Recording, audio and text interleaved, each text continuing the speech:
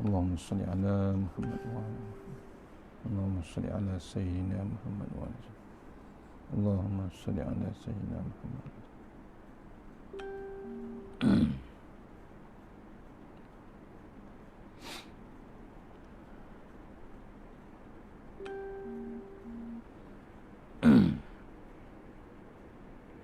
اللهم صل على سيدنا محمد وعلى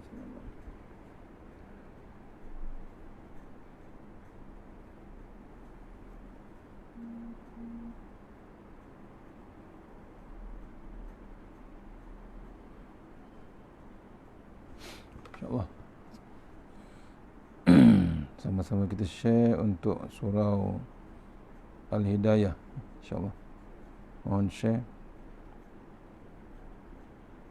surau Al-Hidayah, Bandar Teknologi Kajang, InsyaAllah.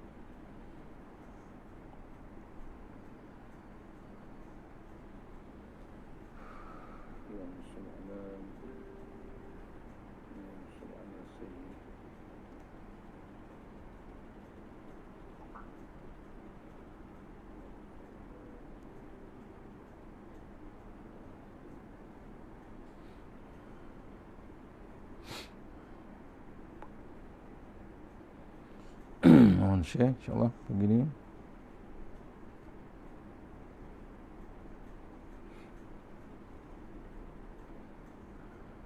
Mohon share insyaAllah begini.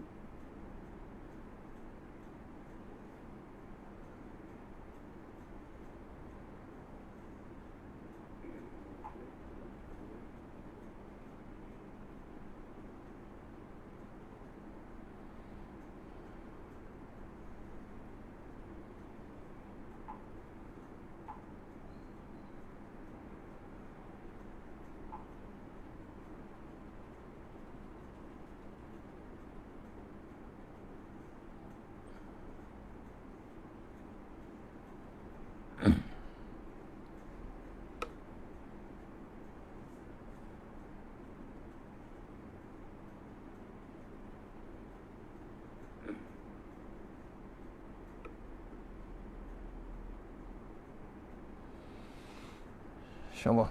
Assalamualaikum warahmatullahi wabarakatuh. Alhamdulillah rabbil alamin, wassalatu wassalamu ala asyrafil mursalin wa ala alihi washabbihi ajma'in.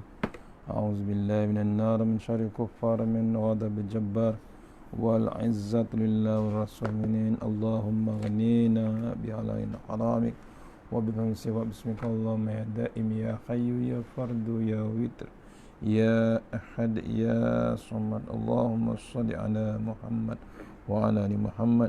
Bismillahirrahmanirrahim. Rabbi shrah li sadri wa yassir li amri wa tammin lisani yafqahu qawli. Fa ya ibadallah ittaqullah usikum wa iyaya bittaqullah faqad fazal muttaqun. Allah ta'ala inna hikmataka wa ansur alaina min khazainika ya arhamar rahimin.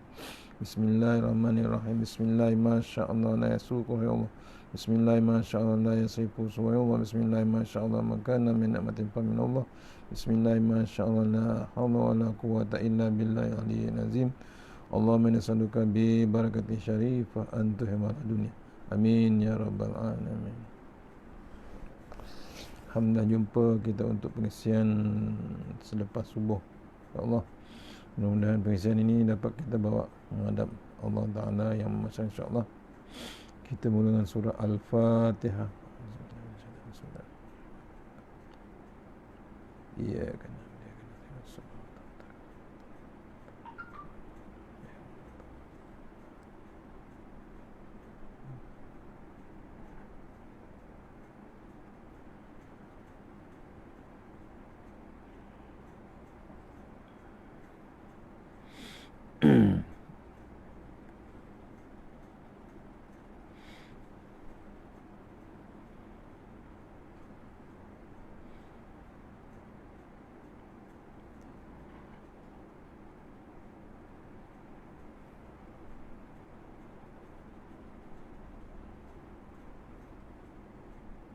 InsyaAllah kita share nama link.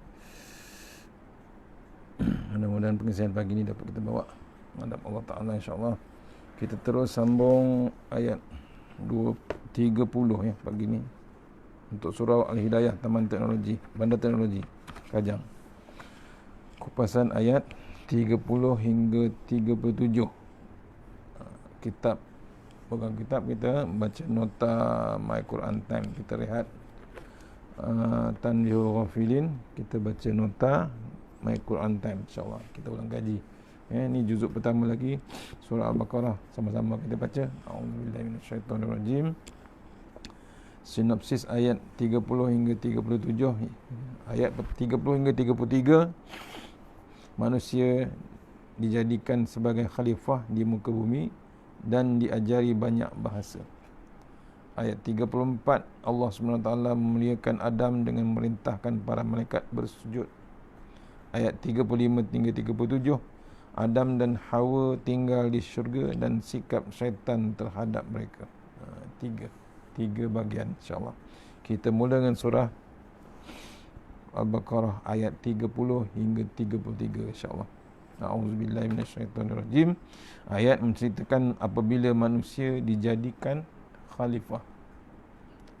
A'udzubillahi minasyaitonirrajim. Wa iz qala rabbuka lil malaikati inni ja'ilun fil ardi khalifah. Qalu ataj'alu fiha man yufsidu fiha wa yasfikud dima wa nahnu nasabbihu bihamdika wa nuqaddisu lak. Qala inni a'lamu ma la ta'lamun wa 'allama Adama al-asma'a kullaha summa 'aradahum 'alal malaikati faqala anbi'u bi asma'i haula'i in kuntum shadiqin. Qalu subhanaka la ilma lana illa ma 'allamtana innaka antal alimul hakim. Qala ya Adamu anbi'hum bi asma'ihim falamma anba'ahum bi asma'ihim qala alam aqul lakum inni a'lamu ghaibas samawati wal ard wa a'lamu ma tubduna wa ma kuntum taktumun.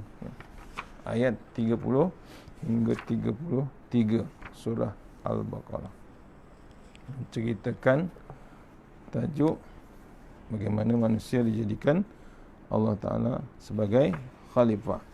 Maksudnya, ingatlah ketika Tuhan kamu berfirman, Tuhanmu berfirman kepada malaikat, sesungguhnya aku hendak menjadikan seorang khalifah di muka bumi. Ya, di bumi akan dijadikan seorang khalifah di bumi. Mereka bertanya tentang hikmah, tentang hikmat ketetapan Tuhan itu dengan berkata, adakah engkau ya Tuhan kami hendak menjadikan di bumi itu orang yang akan membuat bencana dan menumpahkan darah, yakni berbunuh-bunuhan, padahal kami sentiasa bertasbih dengan memujimu dan mensucikanmu. Tuhan berfirman, sesungguhnya aku mengetahui akan apa yang kamu tidak mengetahui.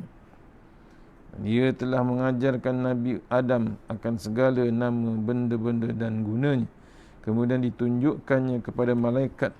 Lalu ia berfirman, terangkanlah kepadaku nama-nama benda ini semuanya jika kamu golongan yang benar. Malaikat itu menjawab, Maha suci engkau ya Allah, kami tidak mempunyai pengetahuan selain dari apa yang engkau ajarkan kepada kami. Sesungguhnya engkau jualah yang maha mengetahui lagi maha bijaksana.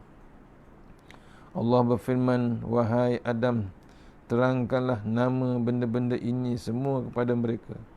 Maka setelah Adam menerangkan nama-nama benda itu kepada mereka, Allah berfirman, bukankah aku telah katakan kepada kamu bahawasanya aku mengetahui segala rahsia langit dan bumi, dan aku mengetahui apa yang kamu nyatakan dan apa yang kamu sembunyikan. Al-Baqarah ayat 30. Ya. Ini menceritakan apabila manusia dijadikan sebagai khalifah. Ya. Diceritakan apabila manusia dijadikan sebagai khalifah. Ya. Apa poin dia? Waktu dijadikan khalifah, ada 5 dicatatkan sini poin, ya, dalam ayat 30 hingga 33. Yang pertama, kita nampak para malaikat mempersoalkan keupayaan manusia sebagai khalifah kepada Allah Subhanahu Wa Taala. Itu, ya. Beritahu Allah Taala, memberitahu tentang kurnia yang Dia anugerahkan kepada anak cucu Adam, merupakan kehormatan mereka di mana Allah membicarakan perihal mereka kepada para malaikat yang diciptakan. Tu. Wa iz qala rabbuka lil malaikat. Ingatlah ketika Rabbumu berfirman kepada para malaikat. Maknanya, wahai Muhammad, ingatlah ketika Rabbu berfirman kepada malaikat, ceritakan pada hal itu diceritakan hal itu kepadamu. Sesungguhnya aku hendak menjadikan seorang khalifah bumi, yakni suatu kaum yang menggantikan kaum lainnya. Kurun demi kurun, generasi demi generasi berkesinambungan. Bagaimana Allah berfirman, wa huwa allazi ja'alakum khalifa'al. Dialah yang menjadikan kamu penguasa-penguasa di bumi. Dalam surah Al-An'am ayat 165. Ya, ceritakan. Ini nampaknya diceritakan para malaikat mempersoalkan keupayaan manusia sebagai khalifah. Ini poin yang pertama dalam ayat tersebut. Poin yang kedua, Allah SWT tidak menafikan resiko dan pandangan daripada malaikat. Ya, tidak menafikan resiko dan pandangan pada malaikat.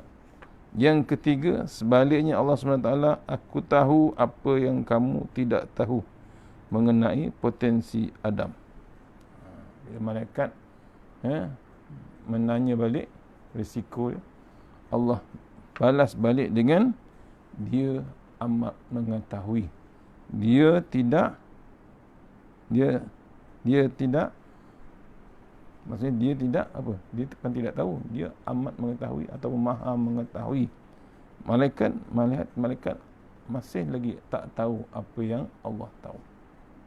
Tu hebatnya, ya. Kemudian poin yang keempat dalam ayat ni, Allah SWT mengajar dan Adam belajar daripada, kemudian disuruh malaikat berbuat demikian namun mereka tidak mampu. Allah dah ajar atau Adam kita semuanya benda, ya, bab dunia ni, dalam dunia ni, tapi malaikat tak boleh berbuat demikian.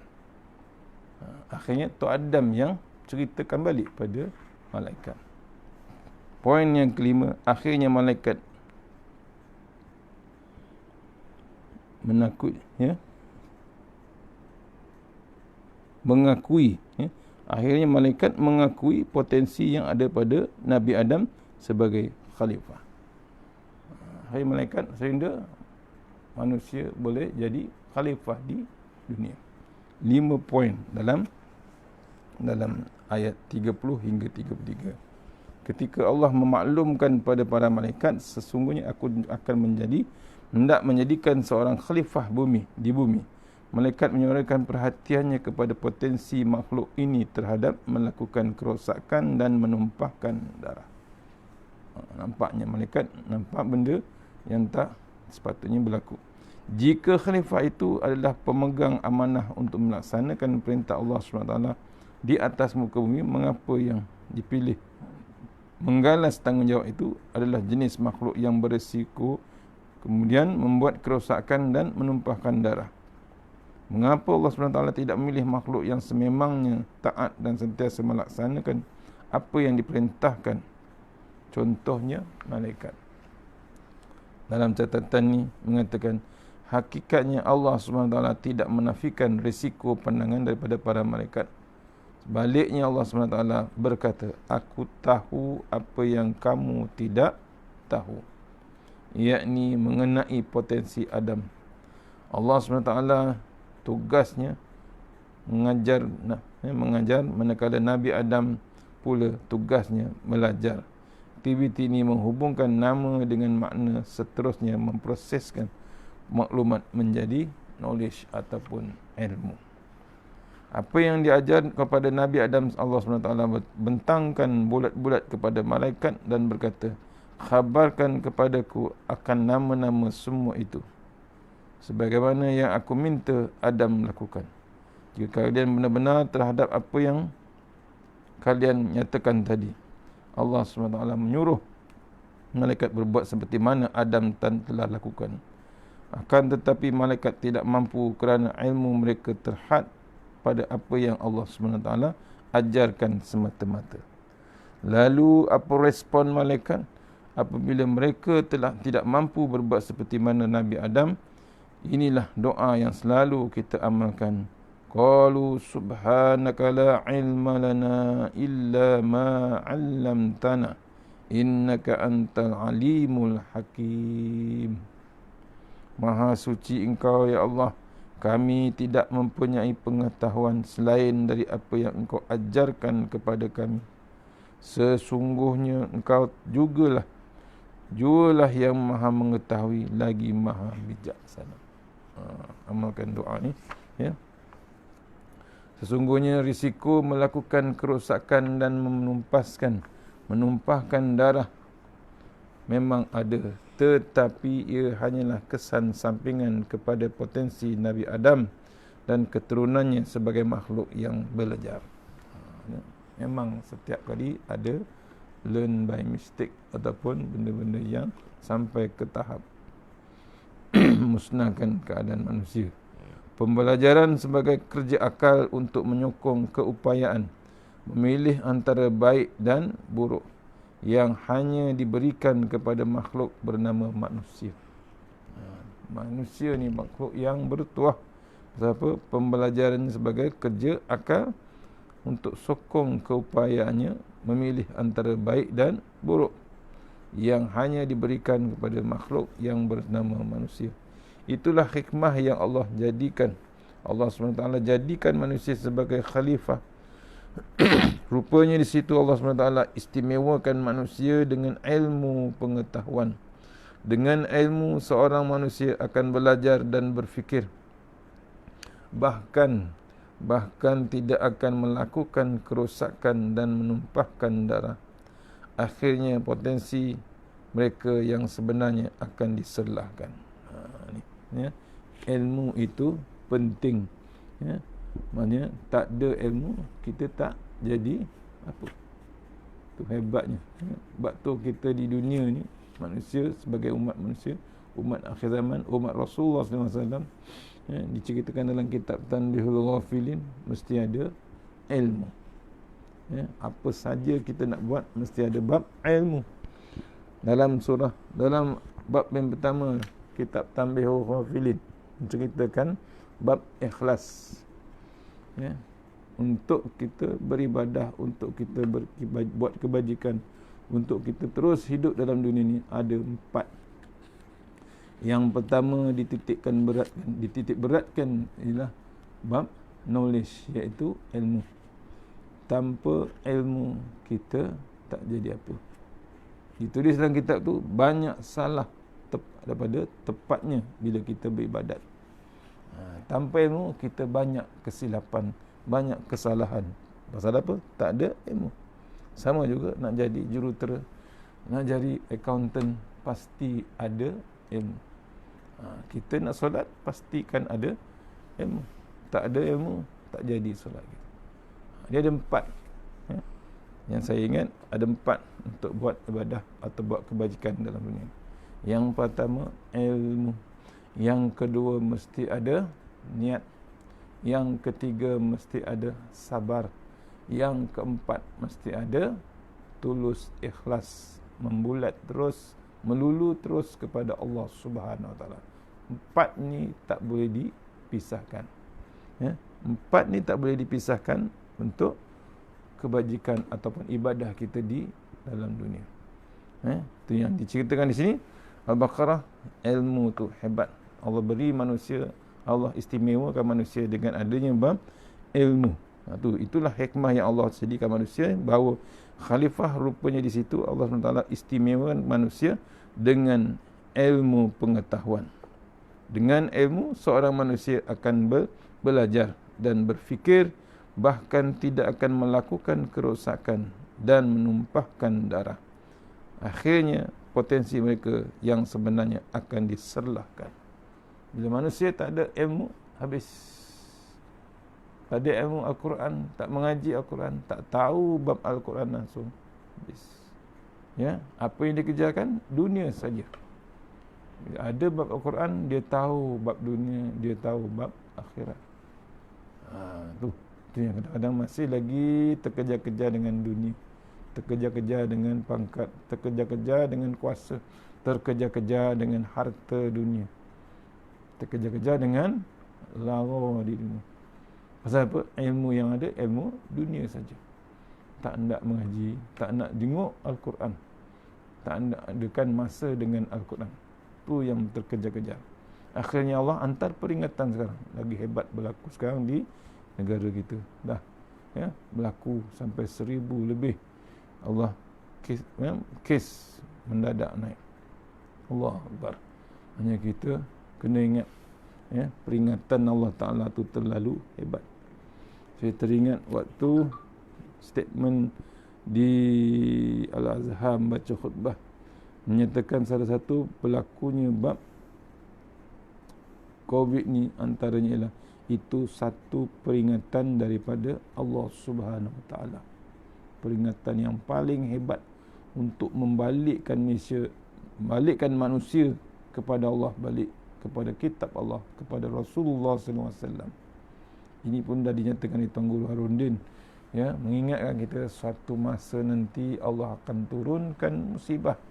Kalau terlalu teruk sangat kemurkaan dia, maksiat pun terlalu hebat sangat, satu musibah yang akan diturunkan sampai umat Islam pun tak tahan, akhirnya patah balik kepada Islam yang sebenarnya. Ini berlaku dah berlaku, tapi nak patah balik kepada Islam ni yang amat perit ataupun yang amat berat. Masih lagi nak benda yang di dunia yang hebat yang dilakukan, yang diciptakan makhluk, terlupa yang diciptakan Allah Ta'ala, Al-Quran tak nak dirujuk. Ya, antaranya tu bab ilmu. Yang kedua tadi bab niat, mesti ada bab niat. Yang ketiga mesti ada bab sabar. Ya, apa benda yang kita buat mesti ada bab sabar. Kita kuliah, belajar, ya, sembahyang mesti ada bab sabar. Simple je, sembahyang, sabar, ada sami Allahu liman hamidah, kita berhenti sekejap, ada tamakninah waktu solat.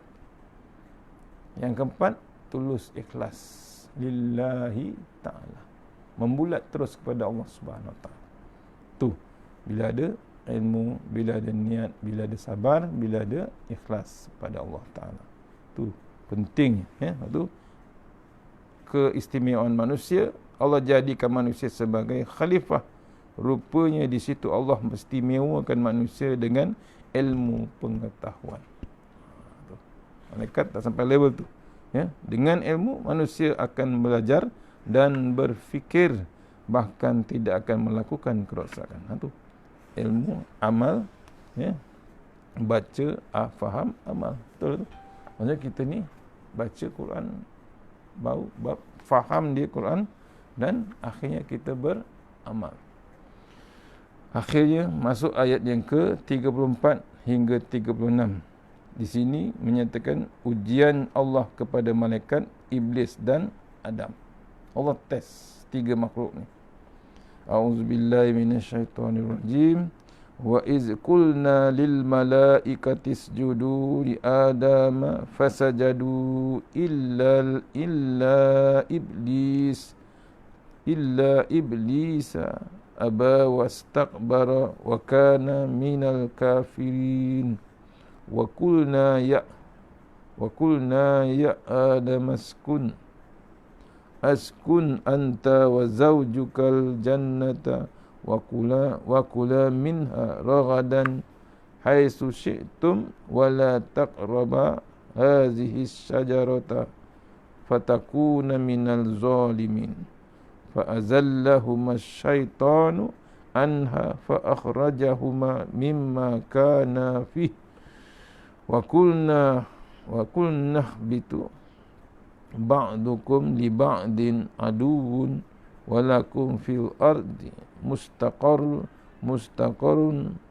wa mata'un ilahin. Ayat 34 hingga 36. Maksudnya, dan ingatlah ketika kami berfirman kepada malaikat, tundukkanlah, beri hormat kepada Nabi Adam. Lalu mereka sekaliannya tunduk memberi hormat, melainkan iblis. Ia enggan dan takbur, dan menjadilah ia dari golongan yang kafir.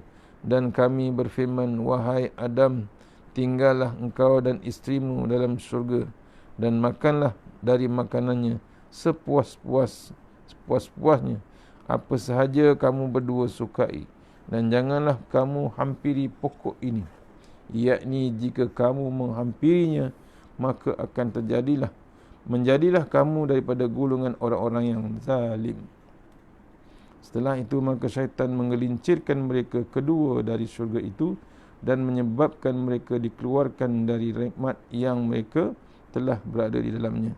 Dan kami berfirman, turunlah kamu sebahagian dari kamu menjadi musuh kepada sebahagian yang lain dari bahagian kamu.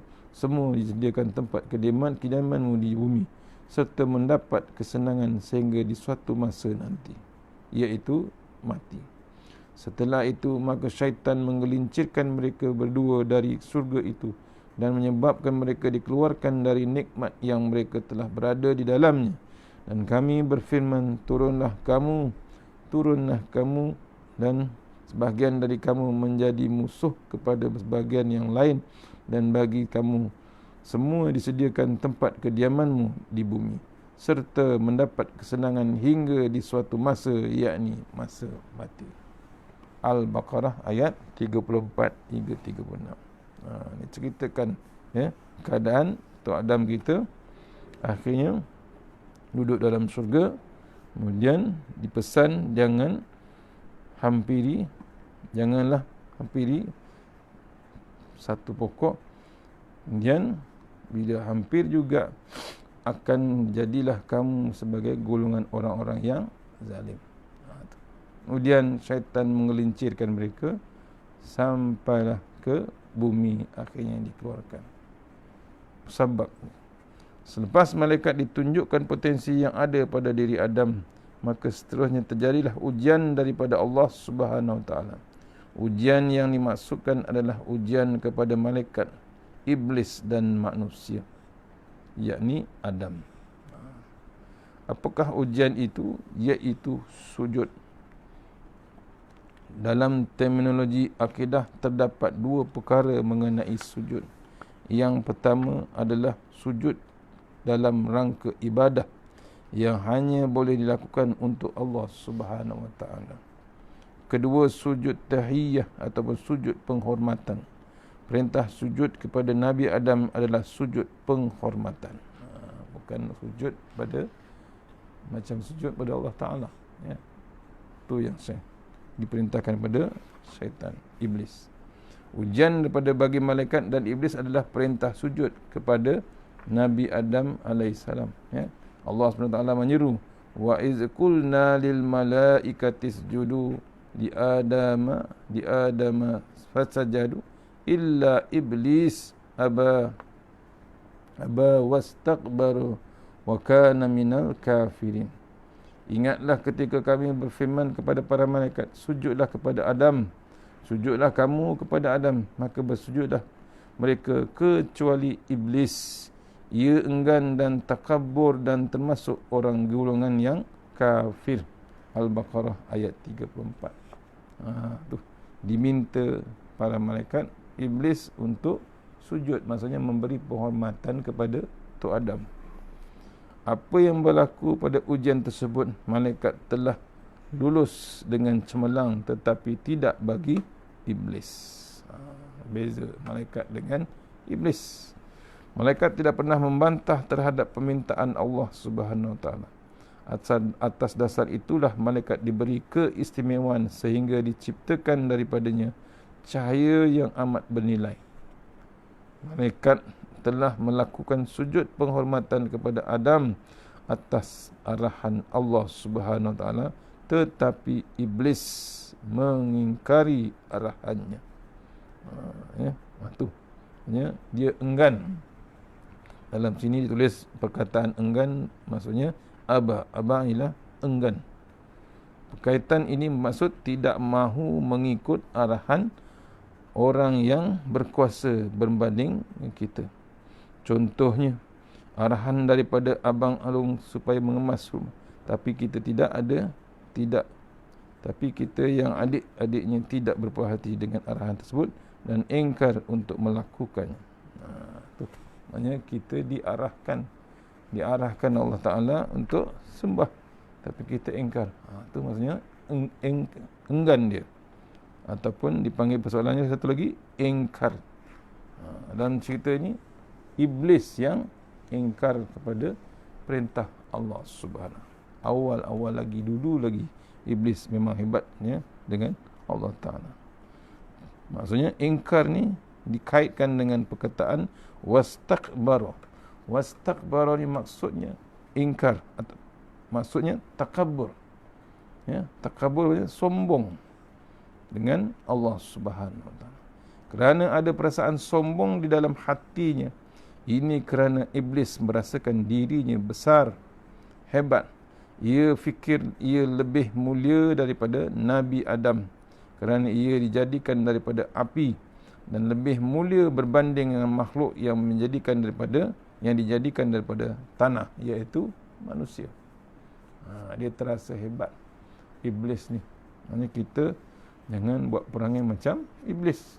Sombong, tak boleh disuruh, tak boleh tegur, tak boleh dibuat bincang. Terlalu sombong. Pasal apa? Terasa hebat. Iblis juga berasa sombong kerana dia telah lama hidup dan telah lama beribadat kepada Allah Subhanahu Wa Taala. Jadi dia berasakan dialah lebih layak berbanding Nabi Adam alaihissalam. Ini kerana padanya Adam alaihissalam baru saja dicipta dan tidak ada apa-apa ibadat pun yang dilakukan. Namun iblis tetap sombong dan masih dengan pendiriannya itu. Akhirnya ia gagal dengan ujian itu. Gagal macam mana? Dia tak hendak beri penghormatan kepada Tok Adam. Malaikat lulus. Lantas apa yang terjadi kepada iblis? Akhirnya ia termasuk dalam golongan yang kufur kepada Allah Subhanahu Wa Taala disebabkan oleh dua kesalahan, iaitu sombong. Kedua, enggan taat kepada perintah Allah Subhanahu Wa Taala. Yang pertama, enggan taat kepada perintah Allah Subhanahu Wa Taala. Allah perintah dah dia, beri penghormatan kepada Tok Adam, sujud dengan Adam. Tak hendak dia. Itu dipanggil langgar perintah. Kesalahan kedua, sombong. Sifat sombong tu yang dia takabur. Hakikatnya sifat sombong dan enggan inilah bukan saja merujuk kepada iblis, tetapi juga kepada manusia, yakni kita, saya, tuan-tuan dan semua sekali. Maksudnya sifat ni tak sesuai sebenarnya dengan kita, tak sepatutnya. Apalagi dah berilmu. Betul, kadang-kadang berilmu tapi masih lagi ada bab sombong. Pasal apa? Adanya ilmu dengan dia, dia terasa hebat ilmu dia. Dia ada diploma, dia ada degree, dia ada master, dia ada PhD. Oh, hebat aku. Habis. Masuk dengan bab iblis balik. Iblis atau syaitan ni tak berhenti untuk menghiasi manusia, memujuk manusia ikut cara dia. Itu yang kita tergelincir, itu yang kita bimbang. Ini kerana masih ramai manusia yang menolak apabila diajak belajar tentang tauhid. Tolak. Malah berapa ramai pula yang sombong kerana menyangka mereka tahu tentang sesuatu ilmu. Iblis juga telah menggunakan logik akal untuk memberi alasan kepada enggannya nurut perintah untuk sujud kepada Nabi Adam alaihissalam. Katanya ia dijadikan daripada api, tetapi Adam alaihissalam diciptakan daripada tanah. Atas sebab itulah dia enggan sujud. Sebab api lagi hebat daripada tanah. Tu dia terasa hebat. Kita pun sama juga. Kita jangan terasa hebat. Mengaji sana, mengaji sini, kita terasa hebat. Jangan. Ya, itu terlebih. Ya, padahal satu hadis ya, 2 hadis dia hafal. Ya. Tok guru beratus-ratus hadis. Itu kadang-kadang kedegilan kita. Tu maksudnya kena mengaji juga. Ya, mencari ilmu, menadah ilmu. Dan paling kadang-kadang kita sombong ni, kita tak ada bab catatan. Ya, mengaji di masjid, mengaji di surau, catatan tu ada. Pentingnya catatan tu tuan-tuan dan puan. Penting ni pasal apa? Kata ulama, ilmu tu perlu ditambat. Tambat macam mana? Tambat tu kena ikat. Macam lembu ditambat. Ilmu tu kena tambat. Baru kita boleh aplikasikan pada kita, amal kepada kita, disampaikan pada kita, ingat pada kita, ingatkan kepada orang lain. Sebab tu ilmu tu perlu ditambat. Tambat tu tulis, catat. Tapi kadang-kadang kita sombong. Kita rasa kita boleh ingat. Tu. Kadang-kadang masa tu lah ingat. Sekali ingat. Habis keluar susah nak ingat. Pasal apa? Level kita level 2 gig, 3 gig.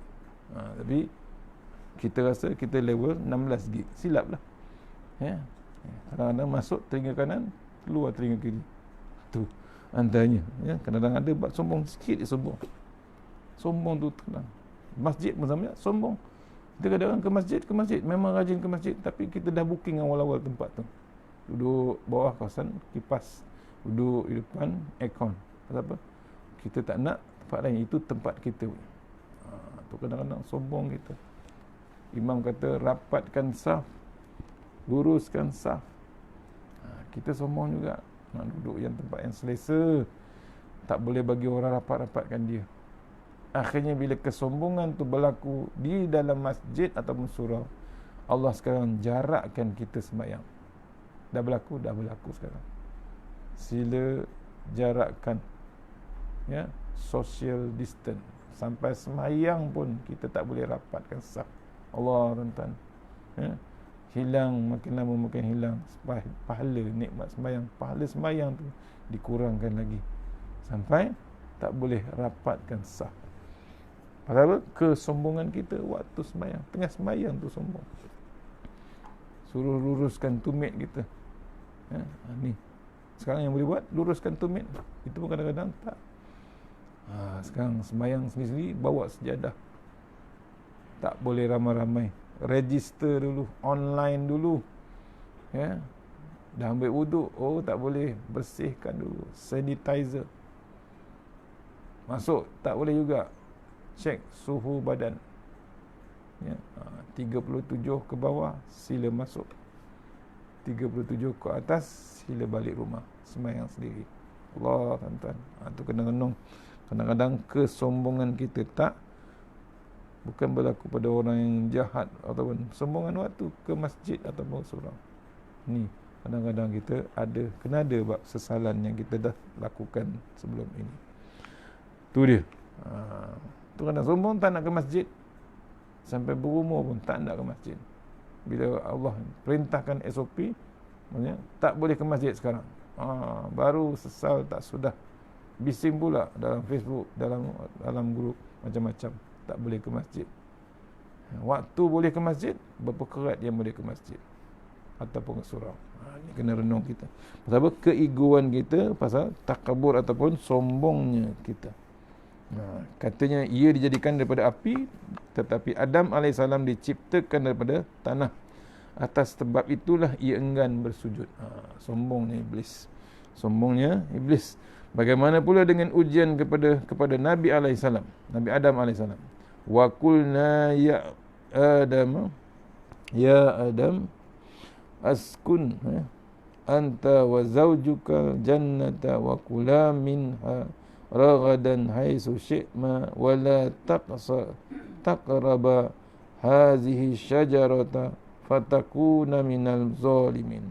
Dan kami berfirman, wahai Adam, tinggallah engkau dan isterimu dalam syurga dan makanlah dari makanannya sepuas-puasnya, apa sahaja kamu berdua sukai.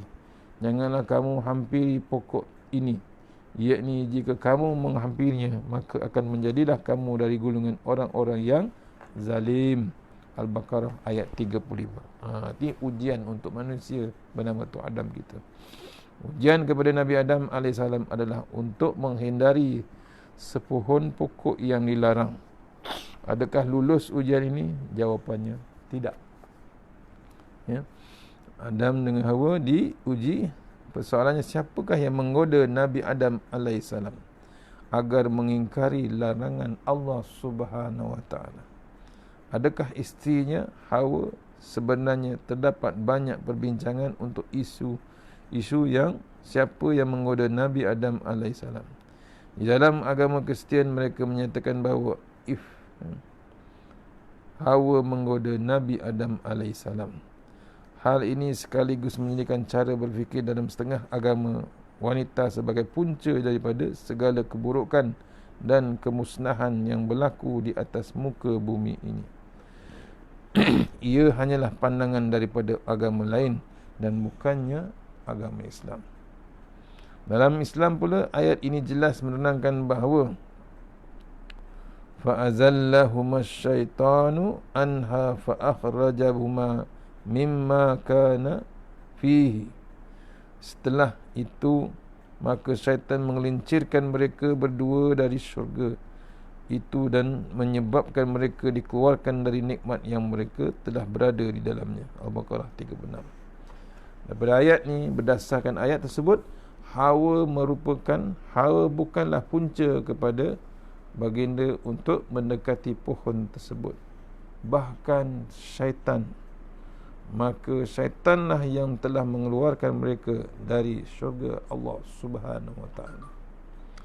Ini bermaksud lelaki dan wanita bukanlah punca kepada terjadinya masalah dan keburukan di dunia, kecuali mereka mengikuti petunjuk, mengikuti telunjuk sang iblis. Bukan Hawa punya pasal. Ini semua kerja syaitan ataupun kerja iblis. Jadi dalam peristiwa ini, setelah Adam dan Hawa gagal terhadap ujian Allah Subhanahu Wa Taala, maka Allah berfirman, turunlah kamu, sebahagian dari kamu menjadi musuh kepada sebahagian yang lain, dan bagi kamu semua disediakan tempat kediaman di bumi, serta mendapat kesenangan sehingga suatu masa nanti, iaitu masa mati kamu. Al-A'raf ayat 24. Ini menunjukkan ujian Adam daripada Allah Ta'ala tidak lulus pasal apa? Terikut telunjuk sang iblis. Bukan kita je, manusia dulu Tuhan tunjukkan awal-awal lagi. Di sini dinyatakan dalam nota ni menceritakan ada 3 penjuru. Terdapat 3 penjuru musuh yang mana setiap manusia harus berwaspada. Manusia ni ada 3 penjuru menghadapi musuh. Kita kena waspada. Apa yang pertama? Pertama, lelaki bermusuh dengan perempuan. Lelaki bermusuh dengan perempuan. Kedua, perempuan bermusuh dengan lelaki. Dengan ketiga, iblis bermusuh dengan manusia. 3. Berdasarkan 3 penjuru ini, dapat difahami bahawa lelaki dan wanita saling tidak berpuas hati antara satu sama lain. Contohnya paling mudah untuk dilihat ialah apabila wujudnya kementerian khusus buat wanita, tapi tiada untuk kaum lelaki. Diasingkan. Hal ini bagi setengah orang kelihatan biasa saja dan tiada isu yang perlu dibangkitkan berkaitan dengan kementerian wanita ini. Akan tetapi tidak lagi bagi setengah golongan lelaki yang tidak pernah menyuarakan ketidakpuashatian hati mereka, di mana mereka hanya terpaksa menerima saja. Dari sini juga iblis tidak akan mensia-siakan peluang yang ada untuk memecah belahkan manusia, dan akan memastikan kedua golongan ini akan sentiasa bermasalah sampai bila-bila.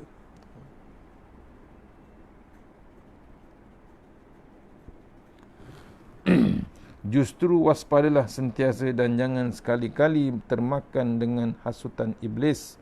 Usah sekali-kali jadi orang sombong dan bongkak, dan berusahalah membuktikan pertanyaan malaikat kepada Tuhan. Adakah engkau ya Tuhan kami hendak menjadikan di bumi ini orang yang akan membuat bencana dan menumpahkan darah ataupun berbunuh-bunuhan? Adalah tidak benar, dan kita sebenarnya mampu menguruskan iblis yang sentiasa menggoda kita. Hanya kita jangan terus terikut dengan bab perangai iblis ataupun syaitan. Kita sebenarnya boleh uruskan iblis dan syaitan, boleh manage. Jangan kita biarkan dia yang manage. InsyaAllah boleh kita uruskan. Habis ayat 36, ya. Habis 36, kita akan sambung ayat 37 InsyaAllah petang ni. 37 InsyaAllah kita sambung petang ini untuk ayat ke-37. Mudah-mudahan pengisian pagi ini dapat kita bawa kita ni sebagai khalifah yang di dunia untuk balik kepada pangkal jalan, iaitu Allah SWT. Itulah tempat kita bergantung, itulah tempat kita untuk cari penolong, ya. Tak ada tempat lain untuk kita bergantung. Walaupun dengan keadaan semasa yang hebat ini, kita carilah Allah Subhanahu Wa Taala. Qul huwallahu ahad, Allahu samad, tempat kita bergantung. Ataupun surah Ghafir ayat 44, wa ufawwidu amri ilallah innallaha basirum bil ibad. Insyaallah, ya. Bulat-bulat terus kita bergantung dengan Allah Subhanahu Wa Taala. InsyaAllah, mana yang baik daripada Allah Subhanahu Wa Taala, yang lemah daripada saya, kita sudahi surah Al-Fatihah. Auzubillahi minasyaitanir rajim. Bismillah. Iyyaka na'budu wa iyyaka nasta'in. Shiratal ladzina an'amta 'alaihim.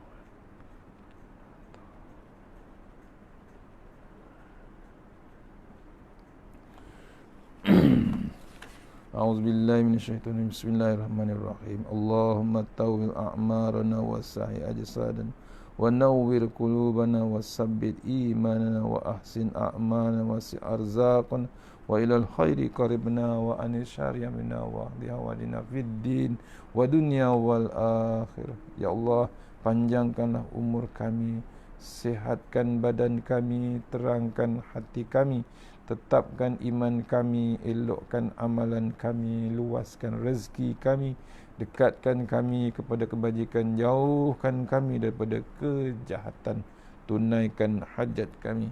Ya Allah, ya Rahman, ya Rahim, peliharalah ke atas kami, kepada kedua orang tua kami, pasangan kami, anak-anak kami, sahabat-sahabat Al-Quran dan seluruh muslimin dan muslimat daripada wabak COVID-19 ini. Ya Allah, ya Rahman, ya Rahim, kami mohon kepadamu, berikanlah afiat kepada kami daripada bala bencana ini dan penawar dari segala penyakit. Peliharalah kami dari dalam penjagaanmu, ya Allah, daripada segala wabak ini. Sesungguhnya engkaulah maha pemelihara. Ya Allah, ya Rahman, ya Rahim, jauhkanlah kami daripada kemungkaran akhlak, dosa-dosa, hawa nafsu dan penyakit yang merosakkan hati-hati kami. Ya Allah, ya Tuhan kami, selamatkanlah negara kami daripada virus COVID-19 dan selamatkanlah negara kami daripada virus penyakit hati, penyakit-penyakit hati manusia yang mengundang kemurkaan-Mu, ya Allah. Selamatkanlah negara kami ni, ya Allah. Selamatkanlah negara kami, ya Allah. Ya Allah, ya Rahman, ya Rahim, bersihkanlah hati-hati kami daripada sifat-sifat munafik. Bersihkanlah amalan-amalan kami daripada sifat riak dan menunjuk-nunjuk. Ya Allah, engkaulah yang membolak-balik hati-hati kami. Kekalkanlah, tetapkanlah kami dalam iman. Kekalkanlah hati kami dalam ketaatan dalam agama-Mu, ya Allah. Ya Allah, keluarkanlah kami daripada kegelapan yang kami tidak sedar. Selamatkanlah hati-hati kami. Kami sangat takut dan bimbang bila bertemu denganmu, ya Allah. Jangan biarkan kami mati melainkan dalam keadaan menjadi orang-orang Islam dan orang-orang yang beriman. Matikanlah kami dalam Islam. Matikanlah kami dalam Islam. Matikanlah kami dalam Islam, ya Allah. Dan kumpulkanlah kami di kalangan orang-orang yang soleh, ya Allah.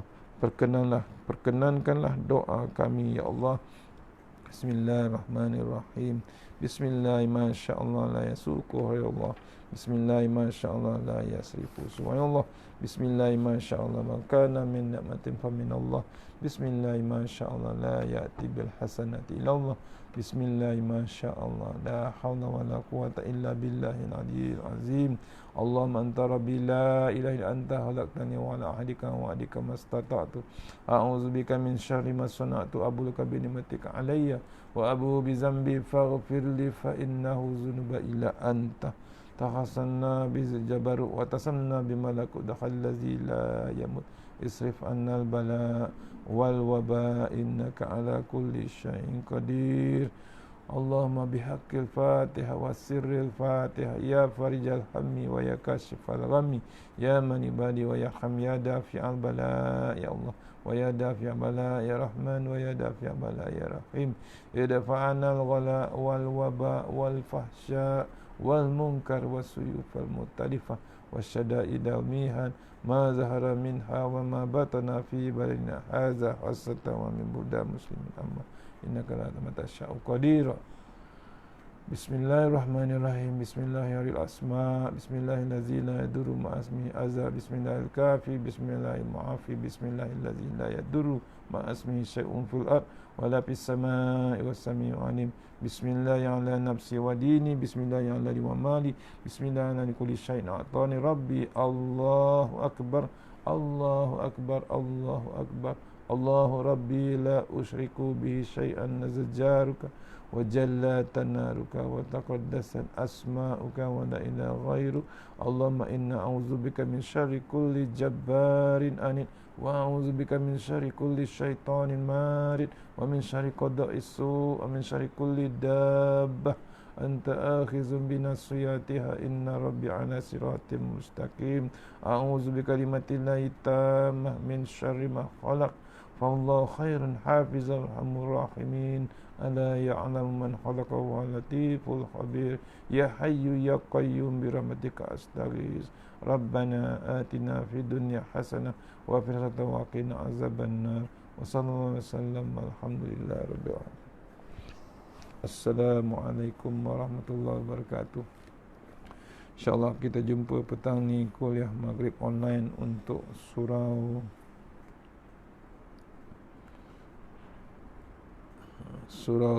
Madrasah Ceras Perdana. InsyaAllah kita jumpa online untuk surau Madrasah Ceras Perdana. Ceras, insyaAllah. Assalamualaikum warahmatullahi wabarakatuh.